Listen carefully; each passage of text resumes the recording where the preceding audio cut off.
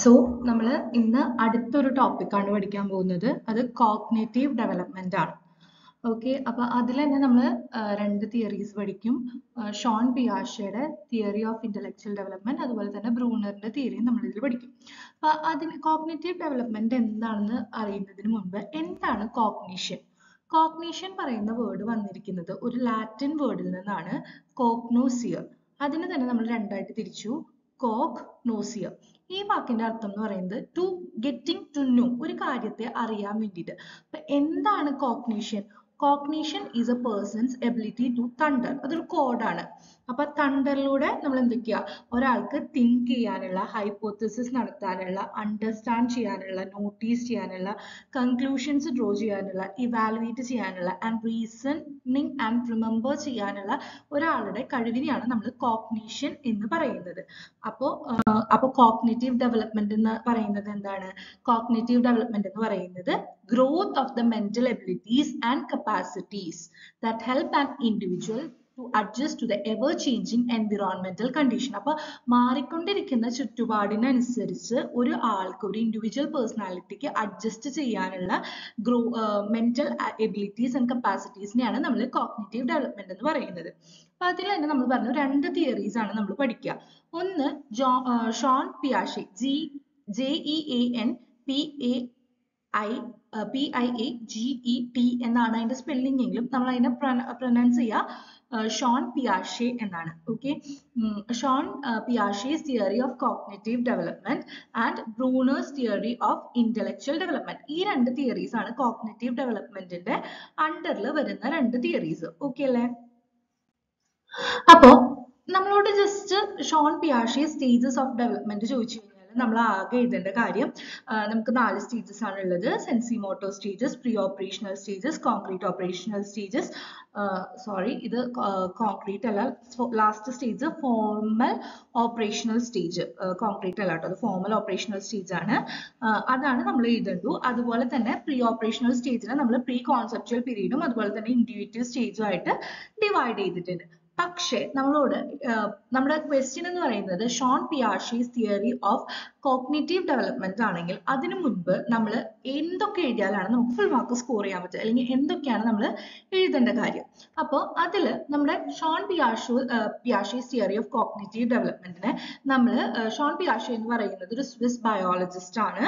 And he's famous for child psychologist എന്നുള്ള ഒരു രീതിയിലാണ് പുള്ളിക്കാരൻ ഫേമസ് ആയിട്ടുള്ളത്.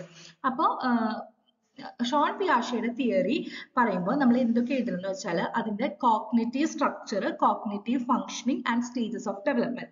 ഈ കോഗ്നിറ്റീവ് സ്ട്രക്ചറിൽ വരുന്നതാണ് സ്കീമ, ആൻഡ് കോഗ്നിറ്റീവ് ഫംഗ്ഷനിങ്ങിൽ വരുന്നതാണ് assimilation, accommodation, equilibration and stages of development. ഈ 3 കാര്യങ്ങൾ എഴുതിയാലാണ് നമുക്ക് ഫുൾ മാർക്ക് സ്കോർ ചെയ്യാൻ വേണ്ടിയിട്ട് പറ്റുക. അപ്പൊ നമ്മൾ സ്റ്റാർട്ട് ചെയ്യാൻ പോകണം. അപ്പൊ പിയാഷെസ് തിയറി ഓഫ് കോഗ്നിറ്റീവ് ഡെവലപ്മെന്റിൽ നമ്മുടെ ഫസ്റ്റത്തെ പോയിന്റ് ആയ കോഗ്നിറ്റീവ് സ്ട്രക്ചറിന്റെ അണ്ടറിൽ വരുന്നതാണ് സ്കീമ. എന്താണ് സ്കീമ? സ്കീമ എന്ന് പറയുന്നത് structural units of human mind ആണ്. അങ്ങനെ പറഞ്ഞാൽ നമുക്ക് മനസ്സിലാക്കാൻ കുറച്ച് ബുദ്ധിമുട്ടുണ്ടാവും. ഇപ്പോൾ നമ്മളൊരു എക്സാമ്പിൾ വെച്ച് പറയുകയാണെങ്കിൽ, ജനിച്ചു വീഴുന്ന ഒരു കുട്ടി, ആ കുട്ടിയുടെ സ്കീമാസ് എന്ന് പറയുന്നത്, ഫസ്റ്റ് ഒരു ഇൻഫന്റിന്റെ ഫസ്റ്റ് സ്കീമ എന്ന് പറയുന്നത് ഇൻസ്റ്റിങ്സും റിഫ്ലെക്സസ് ആണ്. ഇൻസ്റ്റിങ്സ് എന്ന് പറയുന്നത് ഒരു കുട്ടിക്ക് നമ്മൾ ഒരു നിപ്പിൾ സെക്ക് ചെയ്യാൻ വേണ്ടി കൊടുക്കുകയാണ്. ആ കൊച്ചിന് ആരും പറഞ്ഞു കൊടുത്തിട്ടല്ല ആ കൊച്ചു അതിൽ നിന്ന് പാല് കുടിക്കുന്നത്. അതാണ് ആ കൊച്ചിന്റെ ഇൻസ്റ്റിങ്സ്. അതുപോലെ ചൂടുള്ള ഒരു പാത്രത്തിൽ ആ കൊച്ചു തൊടുകയാണെങ്കിൽ അവിടെ നിന്ന് ആ കുട്ടി പെട്ടെന്ന് തന്നെ കൈ വലിക്കും. അതാണ് റിഫ്ലെക്സസ്. അപ്പൊ അത് ആർക്കും പറഞ്ഞു കൊടുത്തിട്ടല്ല, അത് ഓൾറെഡി ആ കൊച്ചിന് അറിയുന്ന കാര്യങ്ങളാണ്. എങ്ങനെ അറിയാം എന്നുള്ളതല്ല, അത് ഓൾറെഡി ആ കുട്ടിക്ക് അറിയാം. ഓക്കെ, അങ്ങനെയാണ് കോഗ്നിറ്റീവ് സ്ട്രക്ചർ. സ്കീമ എന്ന് പറയുന്നത് അതാണ് ഉദ്ദേശിക്കുന്നത്. ഇനി വരുന്നതാണ് കോഗ്നിറ്റീവ് ഫംഗ്ഷനിങ്. അപ്പൊ കോഗ്നിറ്റീവ് ഫംഗ്ഷനിങ് എന്ന് പറയുന്നത് ഈ നമ്മൾ കുട്ടിക്ക് ഒരുപാട് കാര്യങ്ങൾ അറിയാമെന്ന് പറഞ്ഞില്ലേ, ആ അറിയാവുന്ന കാര്യങ്ങളിലേക്ക് ന്യൂ നോളേജിനെ നമ്മൾ ആഡ് ചെയ്ത് കൊടുക്കുന്നതിനെയാണ് നമ്മൾ അസിമിലേഷൻ എന്ന് പറയുന്നത്. The learners fit new ideas into what they already no.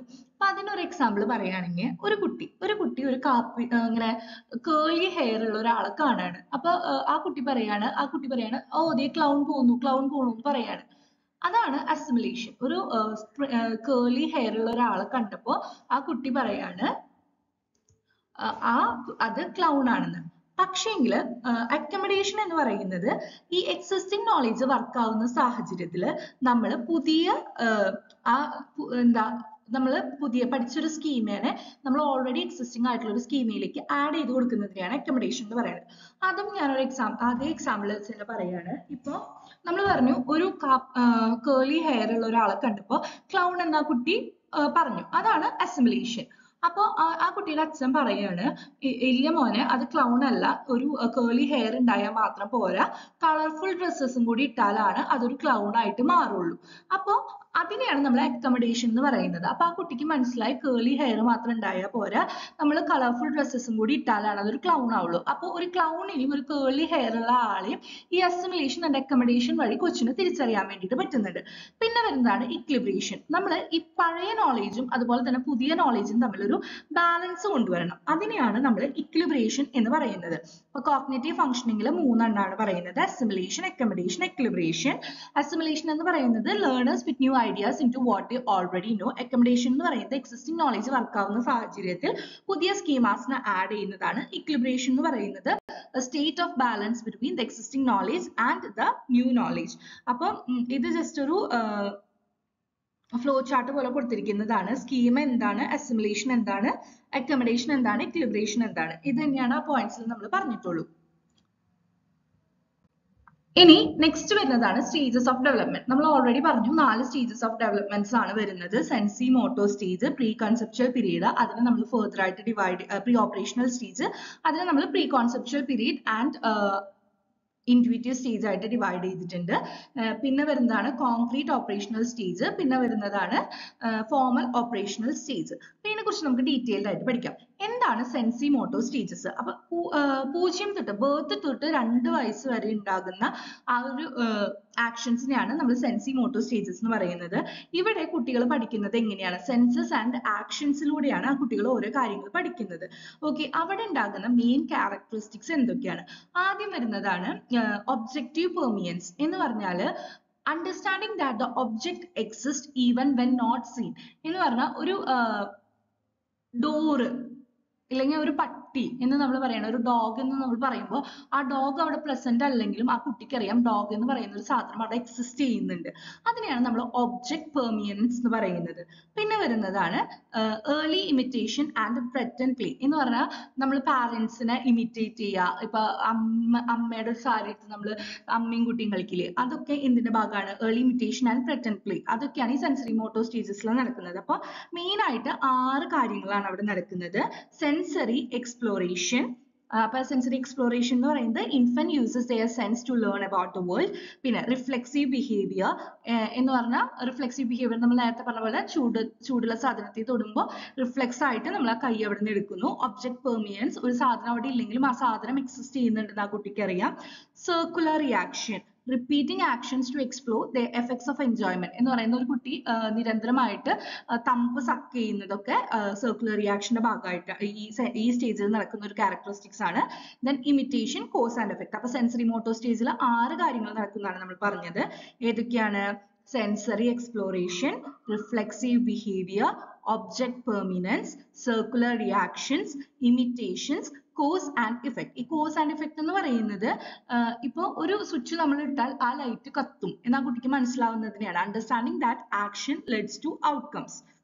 Okay, ഇനി നമ്മൾ സ്റ്റേജസ് ഓഫ് ഡെവലപ്മെന്റിന്റെ ഫസ്റ്റ് സ്റ്റേജ് ആയിരുന്നു സെൻസറി മോട്ടോ സ്റ്റേജ്. അത് 0 തൊട്ട് 2 ഇയേഴ്സ് വരെ ആയിരുന്നു. ഇനി അതിന്റെ നെക്സ്റ്റ് സ്റ്റേജ് ആണ് പ്രീ ഓപ്പറേഷണൽ സ്റ്റേജ്. അതിന്റെ ഏജ് ലിമിറ്റ് 2 to 7 ഇയേഴ്സ് ആണ്. അതിനെ നമ്മൾ ഫർദർ ആയിട്ട് ഡിവൈഡ് ചെയ്തിട്ടുണ്ട്. പ്രീ കോൺസെപ്ച്വൽ പീരീഡ് അത് 2 തൊട്ട് 4 വയസ്സ് വരെ. പിന്നെ ഇൻറ്റ്യൂറ്റീവ് സ്റ്റേജ് അത് 4 തൊട്ട് 7 വയസ്സ് വരെ. ഇപ്പൊ പ്രീ കോൺസെപ്ച്വൽ പീരീഡ്സിന്റെ മെയിൻ ക്യാരക്ടറിസ്റ്റിക്സ് എന്ന് പറയുന്നത് സിംബോളിക് പ്ലേ എന്ന് പറയുന്നത് ഇപ്പൊ ഒരു ഡോളിനെ തന്റെ കുട്ടിയായിട്ട് കരുതിയിട്ട് കളിക്കുക, അതിനെയാണ് സിംബോളിക് പ്ലേ എന്ന് പറയുന്നത്. ഇനി ആനിമിസം.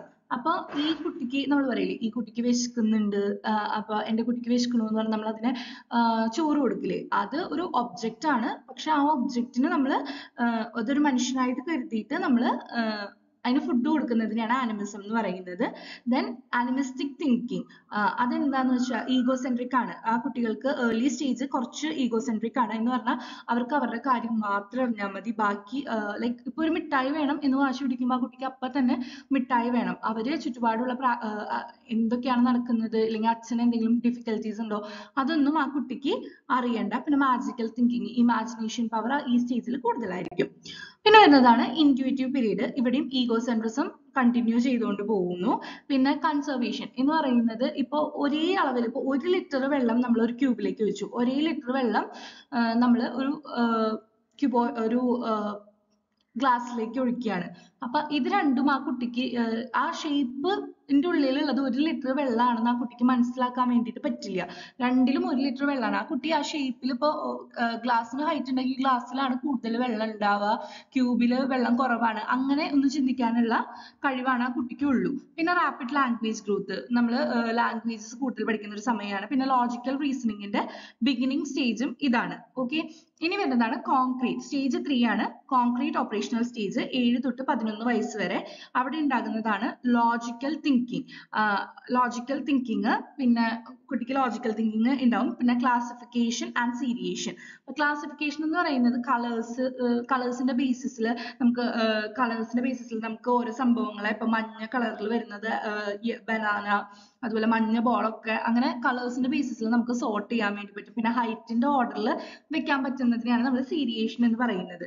പിന്നെ ഈ കുട്ടികൾ ലെസ് ഈഗോസെൻട്രിക് ആയിരിക്കും.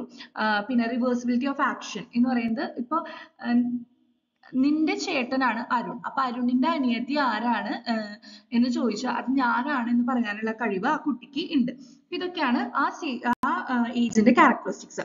പിന്നെ വരുന്നതാണ് ഫോർമൽ ഓപ്പറേഷണൽ സ്റ്റേജ്. അത് 11+ ഇയേഴ്സ് ആണ്. അപ്പൊ കുട്ടിക്ക് കുറച്ചും കൂടെ ബോധമൊക്കെ വന്നു തുടങ്ങി. അപ്പൊ abstract and hypothesis thinking, then hypothetical thinking എന്ന് പറയുന്നത് ഓരോ സിനാരിയോസിൽ ഇങ്ങനെ നടന്നിരുന്നെങ്കിൽ എന്ത് സംഭവിക്കും, വാട്ട് ഇഫ് ഇന്ന് മഴ പെയ്തിരുന്നെങ്കിൽ എനിക്കിന്ന് ലീവ് കിട്ടിയേനെ, അങ്ങനെ ചിന്തിക്കാനുള്ള കഴിവിനെയാണ് നമ്മൾ ഹൈപ്പോത്തറ്റിക്കൽ തിങ്കിങ് എന്ന് പറയുന്നത്. അതുപോലെ തന്നെ സയന്റിഫിക് റീസണിങ്, പിന്നെ റിഫ്ലക്റ്റീവ് തിങ്കിങ് അഥവാ ഇൻട്രോസ്പെക്ഷൻ എന്ന് പറയുന്നത് സ്വന്തം തോട്ട്സിനെ തന്നെ അനലൈസ് ചെയ്യാൻ തുടങ്ങും ആ കുട്ടി. അപ്പൊ ഇപ്പൊ ഞാൻ വിചാരിക്കാണ്, ഇപ്പൊ ഇന്ന് ഞാനൊരു ഇപ്പൊ ഞായറാഴ്ച ദിവസമാണ്. അപ്പൊ ആ കുട്ടി വിചാരിക്കുകയാണ് ഇന്ന് പള്ളിയിൽ പോവണ്ട, ഇന്ന് മൂടി പുതച്ച് കിടന്ന് ഉറങ്ങാന്ന് ആ കുട്ടി വിചാരിക്കുകയാണ്. എന്നിട്ട് ആ കുട്ടി തന്നെ വിചാരിക്കുകയാണ് വേണ്ട, ദൈവം എന്ത് വിചാരിക്കും.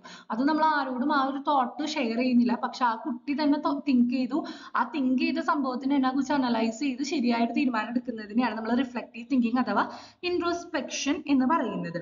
പിന്നെ decision making and planning skills ഒക്കെ ഈ ഒരു സ്റ്റേജിൽ ഉണ്ടാവും. ഇവിടെ നമ്മൾ 4 സ്റ്റേജസ് പഠിച്ചു. ആ സ്റ്റേജിന്റെ മെയിൻ ക്യാരക്ടറിസ്റ്റിക്സ് എന്താണെന്നും പഠിച്ചു. ഇനി അപ്പൊ അതോടുകൂടി നമ്മുടെ ഏത് തിയറി കഴിഞ്ഞു, ജോൺ പിയാഷയുടെ തിയറി കഴിഞ്ഞു. അത് കഴിഞ്ഞിട്ട് വരുന്നതാണ് stages of Brunner's theory of intellectual development. ഈ ബ്രൂണർ എന്ന് പറയുന്നത് ഒരു അമേരിക്കൻ സൈക്കോളജിസ്റ്റ് ആണ്. അപ്പൊ പുള്ളിക്കാരന് 3 മോഡ്സ് ഓഫ് കോഗ്നിറ്റീവ് റെപ്രസെന്റേഷൻ ആയിരുന്നു ഉണ്ടായിരുന്നത്. ആ 3 സ്റ്റേജസ് എന്ന് പറയുന്നത് enactive stage, iconic stage, symbolic stage. ഈ എനാക്റ്റീവ് സ്റ്റേജ് എന്ന് പറയുന്നത് 0 തൊട്ട് 3 വയസ്സ് വരെയുള്ള കുട്ടികളിൽ ഉണ്ടാകുന്നതാണ്. ആ ഏജ് എന്ന് പറയുന്നത് നമ്മൾ സ്റ്റേജ് ഓഫ് ആക്ഷൻ എന്ന് വിളിക്കുന്നു. അപ്പൊ ഇവിടെ ആക്ഷൻ ആൻഡ് മോട്ടോർ റെസ്പോൺസസിന്റെ ബേസിസിലാണ് അതിന്റെ റെപ്രസെന്റേഷൻ വരുന്നത്. അപ്പൊ ഈ കുട്ടി ആ വേൾഡിനെ മനസ്സിലാക്കുന്നത് ടച്ചിങ്, ഗ്രാസ്പിംഗ്, ഫൈറ്റിംഗ്, മൂവിങ്ങിലൂടെയാണ്. അപ്പൊ ഒരു കുട്ടിക്ക് ഒരു ബോക്സ് തുറക്കണം, ആ കുട്ടി ആ ബോക്സിനെ തൊട്ട് തലോടി അതിനെ ഓപ്പൺ ചെയ്ത് നോക്കുന്നു. ലേണിംഗ് ബൈ ഡൂയിങ് ആണ് ഇതിന്റെ വൺ ഓഫ് ദ ക്യാരക്ടറിസ്റ്റിക്സ് വരുന്നത്. പിന്നെ വരുന്നതാണ് ഐക്കോണിക് സ്റ്റേജ്. ഐക്കോണിക് സ്റ്റേജ് എന്ന് പറയുന്നത് 3 to 6 ഇയേഴ്സ്. ഇവിടുത്തെ റെപ്രസെന്റേഷൻ നടക്കുന്നത് വിഷ്വൽ ഇമേജറി, വിഷ്വൽ മെമ്മറി, ഇല്ലെങ്കിൽ സെൻസറി ഇംപ്രഷൻസിന്റെ ബേസിസിലാണ്. ഇപ്പോ ഒരു കുട്ടിക്ക് ഒരു ഡോഗിനെ തൊടാണ്ട് തന്നെ അതിന്റെ ഷേപ്പ് എന്താണ് എന്ന് മനസ്സിലാക്കാനുള്ള ഒരു കഴിവ്, മെന്റൽ ഇമേജ് ഫോം ചെയ്യുന്നത് കാരണം ഒരു ഡോഗിനെ നമുക്ക് മനക്കണ്ണിൽ കാണാൻ പറ്റും. ഒരു ഷേപ്പ് എന്താണെന്ന് അതിനെ തൊടാണ്ട് തന്നെ നമുക്ക് മനസ്സിലാക്കാൻ വേണ്ടിയിട്ട് പറ്റുന്നതിനെയാണ് ഐക്കോണിക് സ്റ്റേജ് എന്ന് പറയുന്നത്. പിന്നെ വരുന്നതാണ് സിംബോളിക് സ്റ്റേജ്. അവിടെ നമ്മൾ യൂസ് ചെയ്യുന്നത് സിംബൽസ്, വേർഡ്സ്, ലാംഗ്വേജസ് ആണ്. ഇപ്പോൾ നമ്മുടെ ഒരു ഇക്വേഷൻ ആണ് E = mc². ഇങ്ങനെ ഒരു ബേസിക് ആയിട്ടുള്ള ഒരു അഡീഷൻ ആ കുട്ടിക്ക് അഡീഷൻ ചെയ്യാൻ വേണ്ടിയിട്ട് പറ്റും മെന്റൽ തിങ്കിങ്ങിലൂടെ. ഇപ്പൊ 2+3 എന്ന് പറയുമ്പോൾ ആ പ്ലസിന്റെ ചിഹ്നവും അതെന്താണ് ചെയ്യേണ്ടത് അതൊക്കെ മനസ്സിലാക്കാനുള്ള കഴിവ് ആ കുട്ടിക്കുണ്ട്. അപ്പൊ ഇതാണ് symbolic സ്റ്റേജിൽ നടക്കുന്നത്. അപ്പൊ ഇതോടുകൂടി നമ്മുടെ തിയറി ഓഫ് ഇന്റലക്ച്വൽ